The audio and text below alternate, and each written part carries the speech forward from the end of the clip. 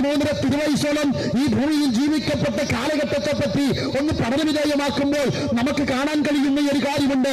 33 തിരുവയസ്സോളം യേശു ഈ ഭൂമിയിൽ ജീവിച്ചു എന്ന് പറയുമ്പോൾ ജാതിയുടെയോ മതത്തിന്റെയോ വർഗത്തിന്റെയോ വർണ്ണത്തിന്റെയോ നിറത്തിന്റെയോ രാഷ്ട്രത്തിന്റെയോ ഏതെങ്കിലും പേരിൽ ഒരിടത്തും വേലിക്കെട്ടുകൾ തീർത്തില്ല. ജാതിയുടെയും മതത്തിന്റെയും പേരിൽ നിറത്തിന്റെയും പേരിൽ ഒരു ഭാഗത്തും വേലിക്കെട്ട് തീർത്തില്ല. സകല മനുഷ്യനും ഉണ്ടാകാനുള്ള രക്ഷാകര പദ്ധതിയായി യേശു ഈ ഭൂമിയിൽ ജീവിച്ചു. കുരുടർക്ക് കാഴ്ച കൊടുത്തു, മരിച്ചവരെ ഉയർപ്പിച്ചു. പ്രിയരെ, അങ്ങനെയാണെങ്കിൽ ബൈബിളിൽ നിന്നും യോഹന്നാൻ എഴുതിയ സുവിശേഷം അതിന്റെ 11-ാമത് അധ്യായം അതിന്റെ 30-ാമത്തെ വാക്യത്തിൽ കാണുന്നു, യേശു അതുവരെ ഗ്രാമത്തിൽ കിടക്കാതെ മാർത്ത അവന് എതിരേറ്റ സ്ഥലത്തായിരുന്നു എന്ന് വിശുദ്ധ വേദപുസ്തകത്തിൽ കാണുന്നു. എന്താണ് അതിനർത്ഥം? ലാസർ എന്ന് പറയുന്ന മനുഷ്യൻ മരിക്കുന്ന സമയത്ത് യേശുവിനെ തന്റെ സ്നേഹിതരെ അറിയിച്ച് യേശുവിന്റെ അടുക്കൽ അറിയിച്ചിരുന്നു, ലാസർ എന്ന മനുഷ്യൻ മരണക്കിടക്കയിൽ കിടക്കുന്നു, അവൻ ദീനമായി കിടക്കുന്നു എന്നുള്ള കാര്യം യേശുവിനെ അറിയിച്ചിരുന്നു. പക്ഷേ യേശുവിന് ആ സമയത്തോടെ കടന്നു ചെന്നില്ല.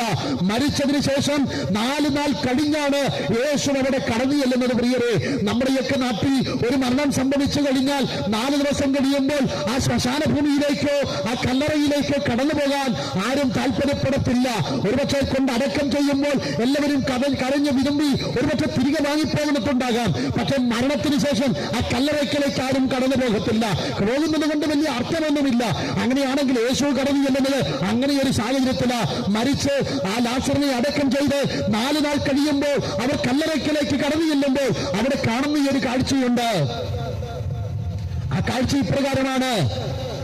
കല്ലറയ്ക്കലേക്ക് കടന്നു ചെല്ലുമ്പോൾ യേശുവിന്റെ അടുക്കൽ തന്റെ സഹോദരിമാർ അഥവാ ലാസറിന്റെ സഹോദരിമാർ പറയുന്നുണ്ട്, യേശുവേ, ലാസർ മരിച്ചുവല്ലോ, 4 ദിവസം കഴിഞ്ഞല്ലോ, നാട്ടം വെച്ചു തുടങ്ങിയല്ലോ, ഇനി പോകുന്നത് കൊണ്ട് എന്താണ് അർത്ഥമെന്ന് ചോദിക്കുമ്പോൾ യേശു മൗനം പാലിച്ചു. പ്രിയരെ, അവിടെ കൂടിയ യഹൂദന്മാരും അവിടെ കൂടിയ ആളുകളൊക്കെയും യേശുവിന്റെ എപ്പോൾ കല്ലറയ്ക്കലേക്ക് കടന്നു ചെല്ലുമ്പോൾ യേശു ലാസറിന്റെ കല്ലറയ്ക്കൽ കടന്നു ചെന്നിട്ട് അവിടെ ചെയ്യുന്നൊരു കാര്യമുണ്ട്. പ്രിയരെ, മരിച്ചു, 4 ദിവസം കഴിഞ്ഞു, അടക്കം ചെയ്യപ്പെട്ടു, നാട്ടം വെച്ചു തുടങ്ങി എന്നൊക്കെ അവിടെയുള്ള സമൂഹത്തിൽ നിന്ന് ആളുകൾ പറയുമ്പോൾ യേശു ആ കല്ലറയ്ക്കലേക്ക് ചെന്നിട്ട് പറയുന്നൊരു കാര്യമുണ്ട്, ലാസറേ, നീ പുറത്തു വരിക എന്നൊരു പ്രഖ്യാപനം യേശു അവിടെ നടത്തുകയാ. പ്രിയരെ, മരിച്ച 4 ദിവസം കഴിഞ്ഞ മനുഷ്യന്റെ ശരീര സ്നായങ്ങൾ എങ്ങനെയെന്ന് നമുക്കറിയാം. അത് എറിയിച്ചു തുടങ്ങി, നാട്ടം വെച്ചു തുടങ്ങി.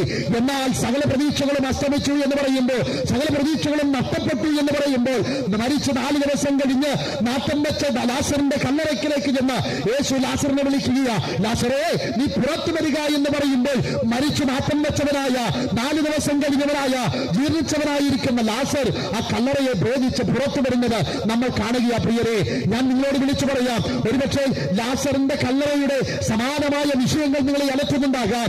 ഒരുപക്ഷെ കടഭാരങ്ങൾ കൊണ്ട് ജീവിതമാകെ തകർന്ന അവസ്ഥയിലാകാം. ഏതെങ്കിലും രോഗ വിഷയങ്ങൾ കൊണ്ട് ജീവിതമാകെ അസ്തമിച്ച ഒരവസ്ഥയിലൂടെയാകാം നിങ്ങൾ കടന്നു പോകുന്നത്. പ്രിയരെ, നിങ്ങൾ ആരായിരുന്നാലും, നിങ്ങളുടെ ജീവിതത്തിലെ വിഷയമുണ്ടായിരുന്നാലും ആ പ്രശ്നത്തിനൊക്കെ പരിഹാരം തരുവാൻ യേശുവിന് കഴിയുമെന്നുള്ളൊരു യാഥാർത്ഥ്യം വിളിച്ചു പറയാം. പ്രിയരെ, തിരിച്ചറിയുക, മരിച്ച അവസ്ഥയാകാം, നാട്ടം വെച്ച അവസ്ഥയാകാം, ഇനി മുൻപിൽ പ്രതീക്ഷയില്ലാത്ത അവസ്ഥയാകാം. ഏതൊരു സാഹചര്യമായിരുന്നാലും ഏതൊരു അവസ്ഥയായിരുന്നാലും നിങ്ങൾ ഇരിക്കുന്ന ഇരിപ്പിലിരുന്നു കൊണ്ട്, കിടക്കുന്ന കിടക്കയിൽ കിടന്നുകൊണ്ട്, നിങ്ങൾ നിൽക്കുന്ന നിൽപ്പിൽ നിന്നുകൊണ്ട് യേശുവേ, എന്റെ അവസ്ഥയ്ക്ക് ഒരു മാറ്റം തരണമെന്ന് ഈ വചനഭാഗമെന്ന് വിശ്വസിക്കാൻ കഴിയുമെങ്കിൽ പ്രിയരെ, നിങ്ങളോട് വിളിച്ചു പറയുന്നു, മരിച്ചു മൺമറഞ്ഞ് 4 ദിവസം കഴിഞ്ഞ് നാട്ടം വെച്ച അവസ്ഥയിലും ലാസർ എന്ന മനുഷ്യനെ പുറത്തു കൊണ്ടുവരുവാൻ യേശുവിന് കഴിഞ്ഞെങ്കിൽ അതേ യേശു ഇന്നും ജീവിക്കുന്നുണ്ട്.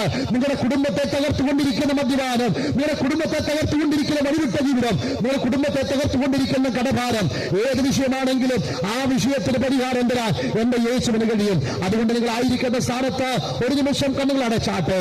ഈ യേശുവിന് നിങ്ങളെ സൗഖ്യമാക്കാൻ കഴിയും. ഒരു നിമിഷം നിങ്ങൾ ആരുമായിക്കൊള്ളട്ടെ, നിങ്ങളുടെ വിശ്വാസ പ്രമാണമെന്തുമായിക്കൊള്ളട്ടെ, നിങ്ങളായിരിക്കുന്ന സ്ഥാനങ്ങളിൽ ഒരു നിമിഷം കണ്ണുകൾ അടച്ച് നിങ്ങൾക്കായി നിങ്ങൾ പ്രാർത്ഥിക്കാം.